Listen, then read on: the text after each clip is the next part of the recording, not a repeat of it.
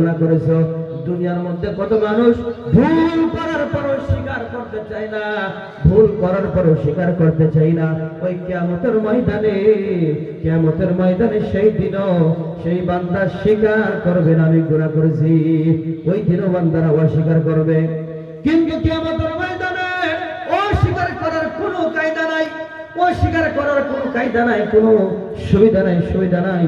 কারণ আল্লাহ রাব্বুল আলামিন কাল কিয়ামতের ময়দানে কঠিন মুসিবতের সময় বান্দাদেরকে যখন বলবে, বান্দারা তুমি এই গুনাহ করেছো, তুমি এই গুনাহ করেছো, এই গুনাহ করেছো, বান্দা যখন স্বীকার করবে না, আল্লাহ রাব্বুল আলামিন কোরআনের মধ্যে সূরা ইয়াসিনের মধ্যে জানিয়ে দিয়েছে, ইয়াউমা নাখতিমু আলা আফওয়াহিহিম ওয়া তুকাল্লিমুনা আইদিহিম ওয়া তাশহাদু আরজুলুহুম বিমা কানু ইয়াকসিবুন। আল্লাহ রাব্বুল আলামিন কাল কিয়ামতের ময়দানে বান্দারা যখন গুনার কথা মুখ দিয়ে অস্বীকার করবে, গুনার কথা যখন বান্দারা অস্বীকার করবে, আল্লাহ রাব্বুল আলামিন তৎক্ষণাৎ সেই বান্দার মুখ আল্লাহ বন্ধ করে দিবে, সেই বান্দার মুখ বন্ধ করে দিবে। সেই বান্দা মুখ দিয়ে আর কথা বলতে পারবে না। যখন বান্দা মুখ দিয়ে কথা বলতে পারবে না, কথা যখন বলতে পারবে না, তখন আল্লাহর হুকুমে সেই বান্দার প্রত্যেকটা অঙ্গগুলো আল্লাহর সাথে কথা বলতে শুরু করবে। আহারে আহারে, বান্দা যে জায়গার মধ্যে দাঁড়াইয়া গুনাহ করেছে, যে জায়গার মধ্যে শুয়ে গুনাহ করেছে, সেই জায়গার মাটি, জমিন, গাছ, ঘাস পর্যন্ত আল্লাহর কাছে নালিশ দিবে। এই বান্দা এই জায়গার মধ্যে গুনাহ করেছে, এই জায়গার মধ্যে শুয়ে গুনাহ করেছে, এই জায়গার মধ্যে দাঁড়াইয়া গুনাহ করেছে, এই জায়গার মধ্যে গুনাহ করেছে। সেই বান্দার কানগুলো আল্লাহর সাথে কথা বলবে, আল্লাহ আমি নিজে এই কান দিয়ে শুনেছি, আল্লাহ সেই বান্দা এই গুনাহ করেছে, অমুক গুনাহ করেছে।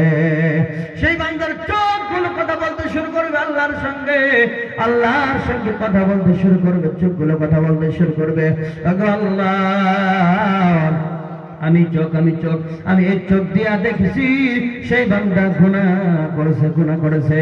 সেই বান্দার হাতগুলো কথা বলতে শুরু করবে, সেই বান্দার পাগুলো কথা বলতে শুরু করবে, সর্বশেষ সেই বান্দার শরীরের চামড়া পর্যন্ত কথা বলতে শুরু করবে।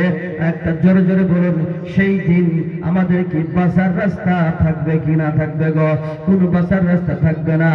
আমার বন্ধুরা, আমার ভাইরা, আজকে আমরা যখন গুনাহ করি, গুনার সঙ্গে যখন লিপ্ত হইয়া যাই, আরে আমরা চিন্তা করি না আমাদের দুনিয়া ছেড়ে সবার একদিন কবরের মধ্যে যেতে হবে।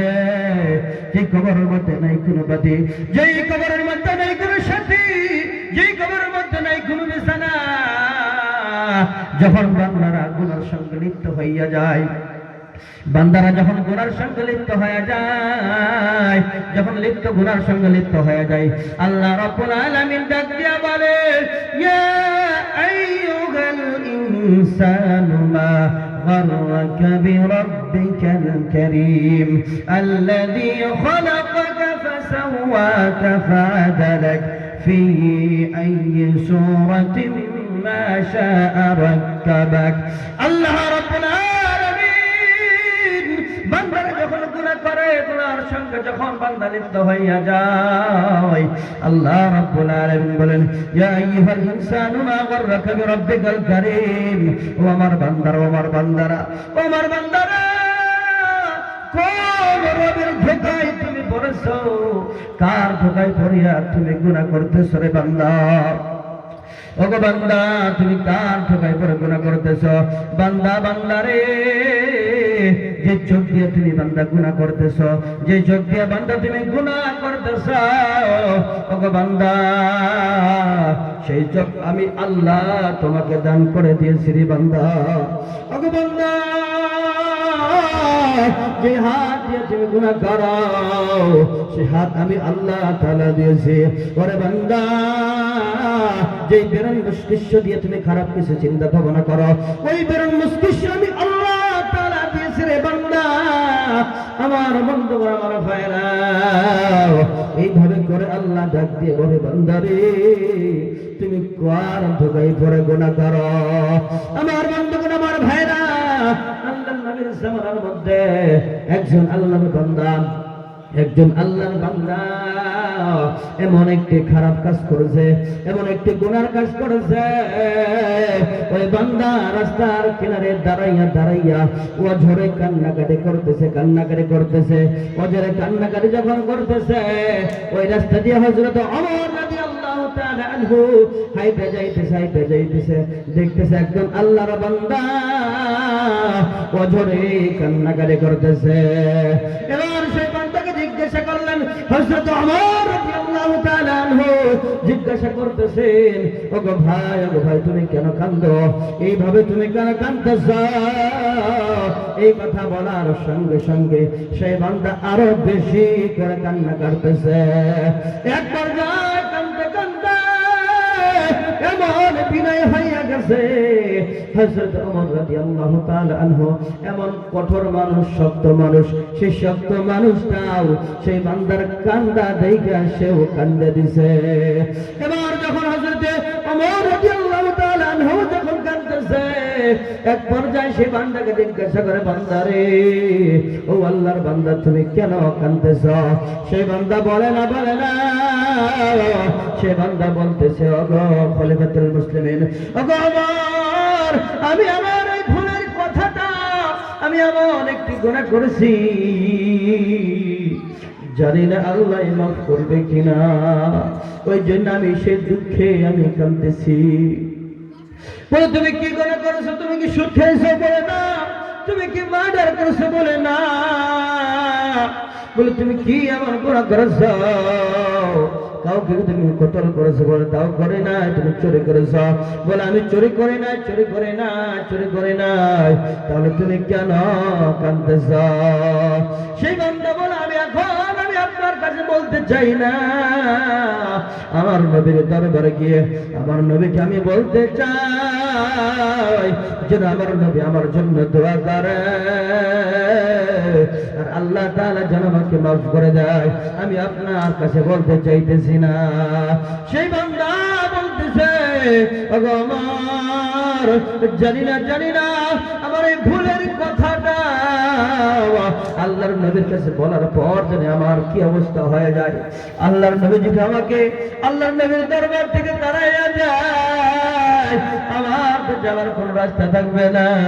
এবার সেই বান্দা একা যাইতে ভয় করতেছে। সেই বান্দা বলতেছে, চলে একটু আমাকে আল্লাহর নবীর দরবারে নিয়ে চলেন। এবার যখন সেই বান্দাকে সঙ্গে করে নিয়ে হযরত ওমর রাদিয়াল্লাহু তাআলা আনহু আল্লাহর নবীর দরবারে যখন চলে গেছে, চলে যাওয়ার পর আল্লাহর নবী সাল্লাল্লাহু আলাইহি ওয়াসাল্লামকে সালাম দিয়া আল্লাহর নবীকে বলতেছে, হুজুর গো, আপনার দরবারে একজন আল্লাহর বান্দা আসবে, কি যেন গুনাহ করেছে, কিন্তু আমার কাছে বলে না, আপনার কাছে বলবে, শুধু কাঁদে আর কাঁদে। এবার আল্লাহর নবী সাল্লাল্লাহু আলাইহি ওয়াসাল্লাম সেই বান্দাকে জিজ্ঞাসা করে, ওগো আল্লাহর বান্দা, তুমি কি এমন গুনাহ করেছো? এই কথা বলার পর সেই বান্দা আরো অঝরে সরসর করে কান্নাকাটি করে, ওগো বান্দা, কি এমন গুনাহ করেছো? তুমি কি মার্ডার করেছো? বলে, হুজুর না। তুমি কি ডাকাতি করেছো? বলে, হুজুর তাও করি নাই। বলে, তুমি চুরি করেছো? বলে, তাও করি নাই। বলে, কি এমন গুনাহ করেছো? আল্লাহর বান্দা বলতেছে, হুজুর গো, ও হুজুর গো, জানি না। এই কথা বলার পর আপনি আমাকে কি বা করেন? হুজুর গো, একটা পেশা রয়েছে, একটা খারাপ পেশা রয়েছে। হুজুর গো, মানুষ যখন দুনিয়া ছেড়ে বিদায় নিয়ে চলে যায়, মানুষ যখন কবরের মধ্যে যখন চলে যায়, আমি নাফরমান, আমি গুনাহগার, রাত্র যখন গভীর হইয়া যায়, আমি গুনাহগার, সেই কবর খান দিয়া কবরের মধ্যে ঢুকে যায়। আমি কবরের মধ্যে সেই বান্দা এবং বান্দি যেটাই হোক, আমি কাফন চুরি করিয়া বাড়ির মধ্যে দিয়া, কাফন পরিষ্কার করিয়া বাজারের মধ্যে বিক্রি করে আমি পেট চালাই। ওগো হুজুর গো, আল্লাহ মাফ করবো কিনা জানি না। বলে এই গুনাহ তো আল্লাহর কাছে তওবা করলে আল্লাহ মাফ করে দিবে। সেই বান্দা বলতেছে হুজুর গো, হুজুর গো, এতে সমাপ্ত না, সমাপ্ত না। বলে হুজুর গো, আমি কয়েকদিন আগে আবার একটি নিকৃষ্ট কাজ করেছি গো হুজুর, জানি না এমন কাজ আমার দ্বারাই, আমার মতো মানুষের দ্বারাই হয় কিনা আমি জানি না। বলে কি এমন ঘরে গুনাহ করেছ? বলতে যে হুজুর গো, এই কয়েকদিন আগে আমার জায়গার মধ্যে, আমার শহরের মধ্যে একজন সুন্দর যুবতী মেয়ে মারা যায়। একজন সুন্দর যুবতী মেয়ে যখন মারা যায়, আমি খবর পাওয়ার সঙ্গে সঙ্গে সেই রাত্রে যখন গভীর হইয়া যায়, রাত্রে যখন গভীর হয়ে যায়, আর আমি নাফরমান গুনাহগার সেই কবরটা খনন করি। ও হুজুর গো, হুজুর গো, আমি কবরটা খনন করিয়া সে আল্লাহর বান্দির কবরের মধ্যে ঢুইকা যায়। ঢুইকা যাবার পর সে আল্লাহর বান্দির গায়ে থেকে যখন আমি কাফনটা সরাই, ওই সময়ের মধ্যে শয়তানে আমাকে ধোঁকা দেয়। ওই সময়ের মধ্যে শয়তানে আমাকে ধোঁকা দেয়। শয়তান আমাকে ধোঁকা দেয়, বলে বান্দারে, এই জায়গার মধ্যে আর কি হয় না, রাত্র গভীর হয়ে গেছে, অন্ধকার, সব মানুষ ঘুমাইয়া গেছে রে বান্দা। এমন সুন্দর মেয়ে কোনোদিন দেখো নাই, এমন সুন্দর জীবিত মেয়ে কখনো দেখো নাই। ওরে বান্দা, তোমার জীবনের স্বাদ তুমি মিটাইয়া নাও, সবাই বলে নাউজুবিল্লাহ। আমার বন্ধুগণ, আমার ভাইরা, সেই বান্দা হুজুরকে বলতে, হুজুর গো, শয়তানের ধোঁকা পড়িয়া আমি সেই কবরের মধ্যে, আমি সেই মেয়ের সঙ্গে আমি জেনায় লিপ্ত হয়ে যাবার বলে নাউজুবিল্লাহ। এবার যখন আমার কষ্ট সারিয়া আমি যখন কবর থেকে উঠে আসি গো হুজুর, পিছনের দিকে তাকাইয়া দেখি মনে হয় সে আল্লাহর বান্দি মরা মানুষ দাঁড়াইয়া গেছে। মরা মানুষ যখন দাঁড়াইয়া গেছে, মনে হইল সে আল্লাহর বান্দি আমার দিকে তাকাইয়া বলতেছে, ও আল্লাহর বান্দা, এত নিকৃষ্ট কাজ তুমি আমার সাথে করতে পারলে? আমি একজন মরা মানুষ, আমাকে এতগুলো লাশের সম্মুখে আমাকে বেজ্জতি করলা রে বান্দা। বান্দা তার কিন্তু ভালো হবে না, ভালো হবে না। হুজুর গো, এই ভয় তখন থেকে আমার মনের ভিতরে ভয় ঢুকে গেছে। এই কথা বলার পর আল্লাহর নবী রাগ হইয়া সে বান্দাকে ওনার দরবার থেকে তাড়িয়ে দিয়েছে, যে বান্দা চলে যা, চলে যা, কারণ একটা মানুষের এমন নিকৃষ্ট কাজ কোনোদিন করতে পারবে না, করতে পারে না, করতে পারে না। সেই বান্দা মনে কষ্ট নিয়া, দুঃখ নিয়া এক জঙ্গলের মধ্যে চলে গেছে। জঙ্গলের মধ্যে যখন চলে গেছে, চলে যাওয়ার পর আল্লাহকে সিজদা দিয়েছে। সিজদা দিয়ে আল্লাহকে বলতেছে, ওগো আল্লাহ, আমি বুঝি আমি গুনাহ করেছি, ওগো আল্লাহ, কিন্তু আমি তো তোমার বান্দা। ওগো আল্লাহ, তুমি যদি না মাফ করো, আল্লাহ আমাকে মাফ করার মতো কেউই নাই। আল্লাহ গো, আমি এই জায়গার মধ্যে রয়েছি যতদিন পর্যন্ত আল্লাহ তুমি আমাকে না মাফ করবা, ততদিন পর্যন্ত আমি কোনো এক লোকমা খানাও খাবো না, আমি এই জায়গা থেকে যাব না। সেই বান্দা কাঁদতে কাঁদতে আল্লাহর কাছে দোয়া করতে করতে যখন 40 দিন হইয়া গেছে, সেই বান্দার দোয়া আল্লাহ কবুল করে নিয়েছে। কবুল করার পর আল্লাহকে বলতেছে, আল্লাহ আল্লাহ আমি এমন ভুল আর করব না। আল্লাহ তুমি আমাকে মাফ করে দাও। আল্লাহর নবী, আল্লাহ তোমার হাবিব নবীর কাছে খবরটা পাঠাইয়া দাও। আল্লাহর নবী, আল্লাহ তোমার নবী যেন আমাকে গ্রহণ করে নেয়। এবার জিবরাইল আলাইহিস সালামের জানায় আল্লাহর নবীর দরবারে খবর পাঠাইয়া দিয়েছে। আমার মুরব্বী বাবা, যুবক ভাইরা, এত গুনার করার পরেও আল্লাহ তাআলা সেই বান্দাকে মাফ করে দিয়েছে। আজকে আমরা কতই না গুনাহ করেছি, কতই না গুনাহ করেছি। যদি আল্লাহর কাছে যদি আমরা খাস যদি আমরা তওবা করতে পারি, তওবা করিয়া আল্লাহর কাছে দুইটা হাত বাড়াইয়া চোখের পানি ফালাইয়া যদি আল্লাহকে বলতে পারি, আল্লাহ জীবনে যত গুনাহ করেছি আল্লাহ আর গুনাহ করব না, আল্লাহ তুমি আমাকে মাফ করিয়া দাও। এ জীবনে না করিলাম বন্দেগি, গুনাহ করে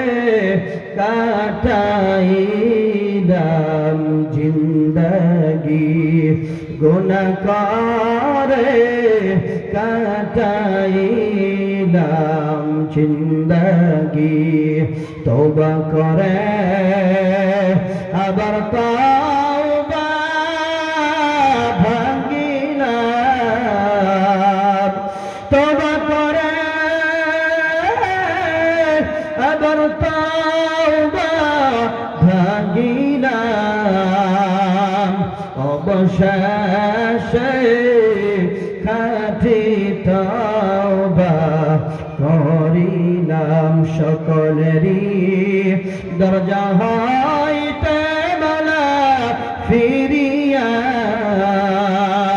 সকলেরই দরজা হইতে মাওলা ফিরিয়া, আপনার রাজাই রাইলাম পরিয়া, আপনার রাজাই রাইলাম পরিয়া।